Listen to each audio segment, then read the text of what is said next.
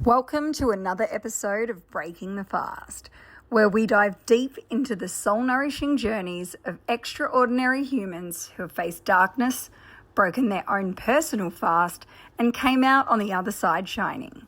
I'm your host, Sarah French, and this is a space for real conversations, radical healing, and high voltage transformation. If you're ready to reclaim your energy, rewrite your story, and remember who the hell you are, you're in the right place. VeeVee, if you don't already know, get familiar, is a beautiful bombshell of a superhero. She's my hairdresser. If you're from Sydney, she needs no introduction. She owns the boutique of all boutiques, hairdressing salon, and all the bits in between. She is VeeVee from VeeVee Hair in Bondi Junction. How are you, babe? Good, thank you, darling. Good to see you. It's so good to see you. Good to see this hair under my hand. Oh, babe, you have no idea the trauma.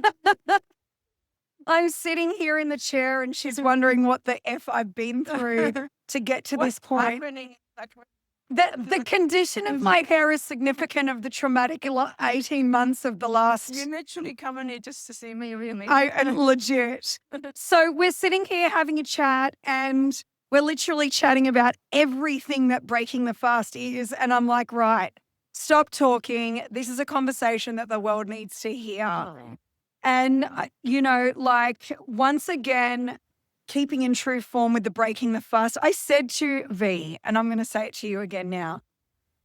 V, I admire her so much because in Bondi, especially in this bougie part of the world we live in here in Sydney, there's so much temptation. There's the drugs, there's the alcohol, there's the partying, there's the showy, flashy cars and the meaningless sex and and all of the superfluous shit that comes along with the consumerism that is the Eastern Suburbs of Sydney. So tell me, how do you keep the calm in this fast-paced, bougie Bondi lifestyle? Still fabulous as fuck, but how do you stay in your own lane and keep as awesome and organic as you are now amidst all the craziness? I mean, by being here 12 years, I have, let's say, become more of an introvert because of all of these reasons. You know what I mean? I used to party and I just had my bit and share a bit of partying, going out and doing drugs. But when you start realizing that mentally you are doing damage, then you actually stop. Yeah. You don't want to do damage anymore to yourself, especially when you have something that you have a purpose for. A business that you've worked hard enough for from nothing, you know? How did the business start? Well, I've been a hairdresser for a long time, being 28 or no, never mind. So I moved here from New Zealand and I was working for other people and I never actually grew up with money or anything. So I basically grew up in a really sheltered family that I wasn't allowed to do anything. What was your background? Assyrian. Assyrian. So basically, if my grandmother saw me with tattoos and fake boobs, she would roll in her grave. Oh, trust me, my grandma's been rolling around in the 60s. That's sweet. If I didn't already make that clear, V is a super amazing hairdresser. She's had her boutique for 12 years here in Sydney. And if any of you guys know anything about life in Sydney, to have a business of this caliber for this long, especially post-COVID, post the GFC, this bitch is a boss bitch. Okay, back to you. But just so everyone knows, we're filming this episode in salon. It's a working day, so stick with us. But this is what the Brecky baby as usual, she messages me the last minute, babe, can I come get my hair done? I'm like, pushkin. She always makes herself available for me no matter what we say on it. But yeah, I was working for other people, say 2007. Well, in New Zealand, Christchurch, I was working 7 days, getting 600 a week. And I was fine with it because I didn't know any better. Then I moved here and you get to a point that you just want to evolve. But how much do you evolve from being a hairdresser, Or when you don't have anyone to support you. I'm not the kind of girl that's going to go No sugar daddies here. No. I mean, I've been like, one to me. So yeah, I approached the guy who owned the shop we at the moment, which was like another business. And I just wanted to sublease a little, what do you call that? Like a little chair in the corner. Yeah. Like a chair and a square meter. And this shop is 200 square meters. So I rented that 2 meters. And So you got your 1% slice of the big Bondi pie. I started by selling my car at the time, which was worth $2,000. And the man who owned the shop was Swiss. He was a very hardworking man. He built the whole shop by himself. And yeah, I basically like always enjoyed birthday. So, just kept hustling. And before that, I partied so much.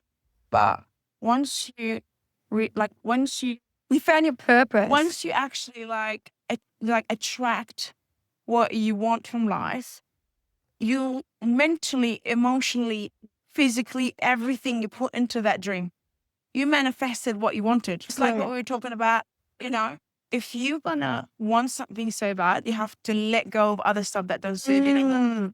Girl. So I preach. actually used to work alone like till 10 midnight sometimes, just to sort of like, because I can. Yeah. And if you ask And you're your own boss, right? any of the girls that work for me, even Megan, they'll be like, how do you have the energy to do all of this all the time? It's called ADHD, right? It's called Used in the wrong way. Though. Yeah. 100%. And so you've got your 2 meters square. This is 12 years ago. At what point do you've stopped partying? You're running your own business. To be honest with you, when I moved here, I was still partying, and then I met an ex of mine who, as I said, in New Zealand, we didn't have cocaine at the time. So he introduced me to cocaine, but I didn't know how bad this guy was. And so Really I'm stupid. I fell in love. I don't think I've ever fallen in love in my life. But anyway, it was like, just another facade. But he was addicted to coke, like 24/7. So it's not like I've ever relied on a man anyway. So it kind of like pushed me away a little bit. And I quit drinking anyway when I just literally like not as much when I moved here. So seeing him like that turned me off. Yeah. And then something when I subleased this place, right? I actually when I started making money, really. Yeah. When I started making money and just going, whoa, I'm gonna put this on the side because it's extra. Yeah, I love it. Love it. And then I remember when I used to save money, like, before that, I really stayed in cars and then like slept in placed off. Honestly, I used to save my cash in my boots, my shoes. And then like it got to a point that I had $8,000, and I was like, what? Oh, that $8,000, that was the motivation. Yeah, honest. It's like, I think you have to have nothing or come from nothing to appreciate life. But there's other people that treat it as being a victim. You know what? I grew up in this way. I'm going to stay this way. For me, it was like, nah, I don't want to be that way no more. So you saw you're at a crossroads. You made a choice. You went with it. Yeah. It paid off. In 2 years, the Swissman was really straight. He didn't drink. He had a family. He was an amazing person. He put all this shop together, and he would be honest with you if you were like not a good person or not working hard enough. I never asked his opinion anyway, but he watched what I used to do. So after 2 years, he comes up to me and he goes, I've got an offer for you. And I said, what is it? And he goes, I've never seen anyone that worked as hard as you and just so time management and stuff. Not like, being cocky or anything. But I never realized it. But like, it gives me goosebumps still today. He goes, because it used to be another business. Like as I had 200 square meters. He goes, the leases here, the fit ads here. Do you want to take over? Without any hesitation, to be honest with you, I was like, yes. Stepped into it. He was like, I believe you will make it. And that was in 2010. But like, I thought it was a dream, but like, I was just like, I will do it. I'll be able to do it. He had that much trust in me and believe in me. All it takes, someone to believe in you. And that's why I get let down by people like, so it was like, he's like, no lawyers. He goes, I know you, you know me. And I did trust him, and I still call him like a hero, to be honest with you. Absolutely. He goes, you pay me $3,000 a month, no fees, no lawyers, 100,000 for the fit out and taking over the lease. Plus I'll pay the rent, obviously. And something inside me didn't think twice. I was like, right, if this is what it takes and make that much money without like being sick or hungover or fucking dying from anxiety or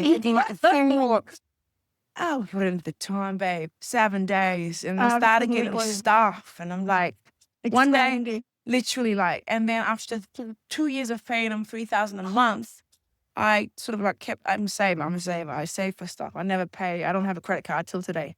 Great. I said to him, how much is left? And he goes, 30,000.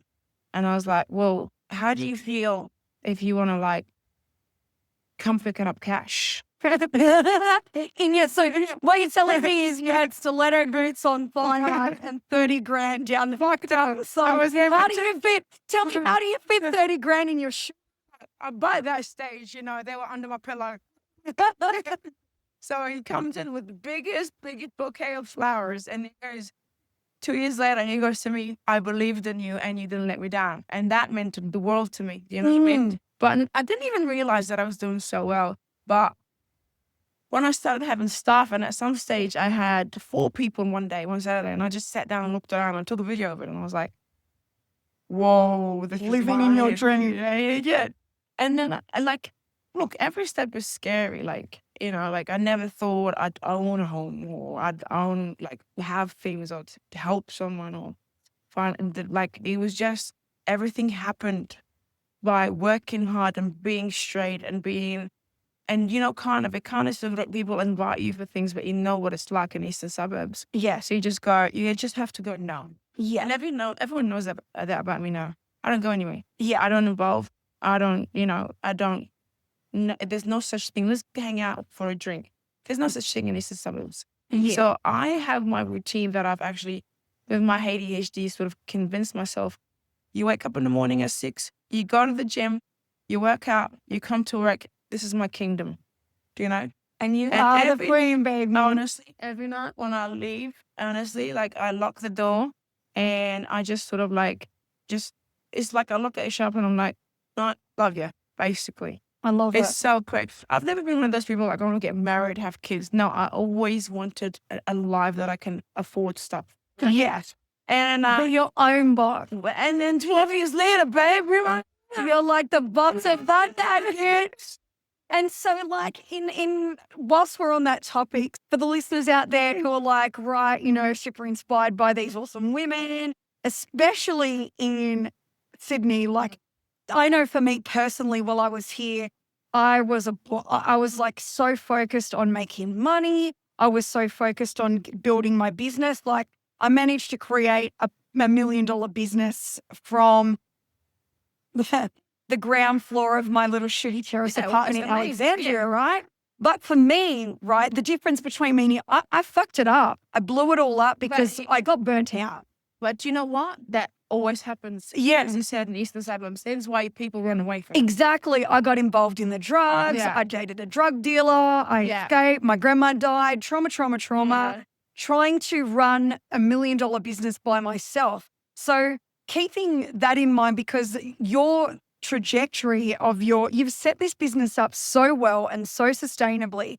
And I know that from where I sit and just with what you've shared about your routine and how relentless you are in your systems and your procedures and your values, and you know your worth, like you are the antithesis of unfuckable. Not unfuckable, unfuckwithable. Well, yeah, don't fuck with me. I Just do it in time, though. Yeah. Like, So what's your top 5 tips for a super successful, sustainable business? be consistent. Save for a rainy day like COVID to pay your bills. Just surround yourself with people who actually don't bring any sign of trauma or anxiety. And the minute your gut tells you run.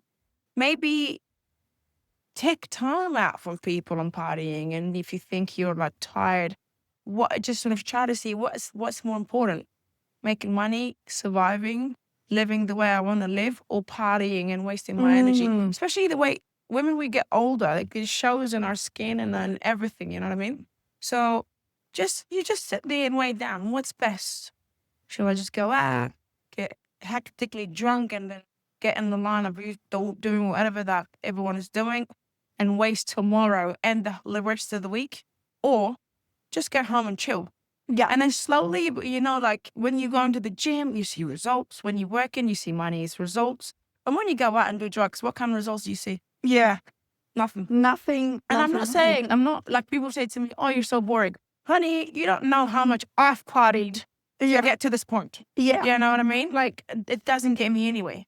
So, like, and therapy, you have to think to yourself. Oh, preach, girl. If you don't have a therapy right now, like, as a knocking on 40's door, and honestly, you know, but how important is it? By the time you're 40 and you're still doing shit that you were doing when you were 16, 18, then something's not right. Yeah. And if you didn't realize it, then you're fucked. Yeah. But completely. you know, if you realize it and still do it, then, you know, no one can help you except for yourself. Oh, babe, 100%. Because it's like being in a bad relationship for like 10 years and you don't want to be in it, but you're used to it. Yeah. You know, and you're scared of it. You have to be taking a challenge because you get one life. One life. What's the worst thing that can happen? Exactly. You'll fail? Nah. If you believe in yourself in that, like I believe in myself in business and money, I am a money magnet. Oh, I'm a money magnet too. Money flows through me like a river. But I never used to be confident with like men, so I always attracted the wrong ones until this year. I am way too good for anyone, to be honest with you. It's like at 40 when you're super successful and you've got no man, everyone thinks there's something wrong with you. Something wrong with you. You didn't give birth to kids or you didn't get married, don't get me wrong. You know, bless your children. Children are beautiful. It's never been a thing for me to be a mum or responsible for another soul. But it's always been a thing for me to work hard and have them just go home and live in where I want. I grew up in a 2-bedroom apartment with my grandma, my dad, my auntie, my brother sleeping on the floor. I've got 2 apartments in Sydney. One in Rose Bay, one in Parramatta. Leo or a place. You know what? I knew you were going to say that. Because you're an extremist, right? It's got one in the most bougie suburb and then one in the most ghetto gangster suburb. I sold my Bondi because it was really high strata before COVID. Yeah. So when COVID happened. So the only thing that's high in Bondi with you is your strata fees. Oh, that's it, baby. And you know, I get high doing hair. I swear. I love it. If life starts and ends with the hair, I swear. Like when passion, that when life just like works. Everything, sexual, physical, mental, anything with passion and believing in it, it just works. So basically, what I'm getting from you is the secret ingredient to life is passion. Passion. Be so strong in your values and know who you are and what you want in life that no one can fuck with you. Exactly. Get your money, get your health. Get your money, get your health. Be patient. And then, do you know what? Like, I'm one of the people that settled for people that were not good for me because I do think I deserve better. But let me tell you something. After a long time and like, you know, people will put you through trauma. Not people. You would put yourself through trauma with relationship because the way you reframe that. Yeah, because you think you're not worthy. But when you take time and go, let me think about this a little bit, and talk to your therapist. I was like, what is the difference maker between you thinking you're not worth it and now you knowing unequivocally, man, this is my jam. Basically, like, what were the missing ingredients between old you I and me? didn't believe I deserve love, unconditional love. And you know what I mean? But that comes from how you grow up as well. Absolutely. Yeah. And then if you don't know what it's like and you don't think you deserve it, you just go for whatever's there and you think, oh, this is it then, isn't it? Yes, certainly. You know, but some people will stay like that, unfortunately, and so just how carry did you on. not stay like that? Therapy, heartbreak. Well, basically a few heartbreaks. And then the last one was it brought my childhood trauma with unconditional love happening. And I was at my age now.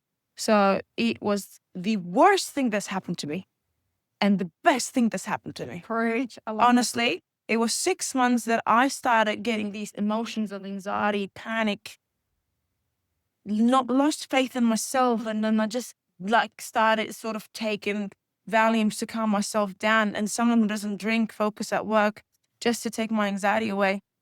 It was 6 months of hell, but I tell you what, when I had my car crash, it's like the universe saying, snap the fuck out of it. You've reached where you are because you believe in yourself now. When it comes to men, realize, believe in yourself, you know? So yes, I reached rock bottom, and one day I woke up and I was like, did I just do all of that for a man? Yeah. Seriously. And if I look at all the people that I've been with, I'm just like, no one deserves me right now. I haven't dated all year. Love that. I haven't dated because I'm sorry, I'm sitting here interviewing this gorgeous woman and she's just like giving me a think of her six pack. I think I'm going to go in the bathroom and throw up my breakfast. I said, no jokes. Love that. That's what it is. I think when you sort of like overlap people as well, like dating to fill the gap. Some people do that, men and women. You need to like step away. I didn't do it before. Take a year. Take 2. Who gives a shit? Freedom of the mind. I tell you what. Nothing matters no more. Absolutely not. And the way that relationship you have should be the one with you. Oh my God. And the first love you should have is yourself. Especially when you grew up without knowing it, you should learn to love yourself. Absolutely. I think that's the perfect note for us to wrap it up. It's 22 minutes. Like, we've kept good time. I know, right? This is honestly one of the most inspired human beings that I've ever met. She is completely what you would call unfuckwithable. Excuse the slip of the tongue. And have a beautiful day. Thanks, babe. Stay fresh. Get your hair did. Get your hair did. And remember, what are we signing off with? Remember to love your inner child. Love your inner child. Have a beautiful day from sunny Bondi.